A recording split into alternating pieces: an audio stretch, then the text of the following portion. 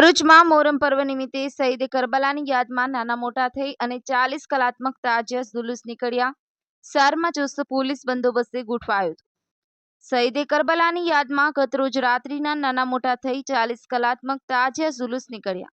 શહેરમાં ચુસ્ત પોલીસ બંદોબસ્ત ગોઠવાયો હતો. ભરૂચ શહેરમાં મોહરમ પર્વ નિમિત્તે શહીદે કરબલાની યાદમાં ગતરોજ રાત્રિના નાના મોટા કલાત્મક 40 તાજિયા જુલુસ નીકળ્યા હતા. શહેરના વિવિધ વિસ્તારોમાંથી ચુસ્ત પોલીસ બંદોબસ્ત વચ્ચે તાજિયા નીકળ્યા હતા. ત્યારે જુલુસ સાથે યુવાનોએ કરતબો સાથે યા હુસેનના નારાઓ પણ લગાવ્યા હતા. દર વર્ષે પરંપરાગત મોહરમ પર્વની ઉજવણી કરાય છે. આજથી 1400 વર્ષ પહેલા કરબલાના તપતા રણમાં સત્યના કાજે અસત્ય સામે 10 દિવસ સુધી ભૂખ્યા અને તરસ્યા રહી જંગ લડી અસત્ય સામે શીશ ન ઝુકાવી પોતાના અમૂલ્ય પ્રાણોની આહુતિ અર્પણ કરનાર ઇસ્લામ ધર્મના મહાન સ્થાપક હજરત મોહમ્મદ પયગંબર સાહેબના દોહિત્રો હજરત ઇમામ હુસૈન તથા તેમના સાહબા સાથીઓની યાદમાં સદીઓ વીત્યા છતાં આજે પણ સમગ્ર વિશ્વના મુસ્લિમ સંપ્રદાયના લોકો દ્વારા પરંપરાગત રીતે મોહરમ પર્વની ઉજવણી કરાઈ હતી. રાત્રિના યા હુસેનના નારાઓથી વાતાવરણ ગુંજ્યું હતું.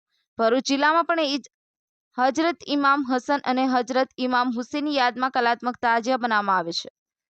આસપાસના વિસ્તારોમાં નાના મોટા થઈ 40થી વધુ તાજિયાઓનું જુલુસ મોહરમ પર્વના 9મા અને 10મા ચાંદના રોજ કાઢવામાં આવે છે. જેમાં ગતરોજ રાત્રિના નીકળેલા કલાત્મક તાજિયામાં નાના મોટા લોકો જોડાયા હતા. જોકે ભરૂચ વિતરણ પણ ખાસ કરવામાં આવ્યું છે. જોકે ભરૂચ જિલ્લામાં કોઈ પણ અનિચ્છનીય બનાવ ન બને તે માટે ચુસ્ત પોલીસ બંદોબસ્ત ગોઠવી દેવાયો હતો. સફીક બાપુ, કરજણ સંદેશ ન્યૂઝ, આમ.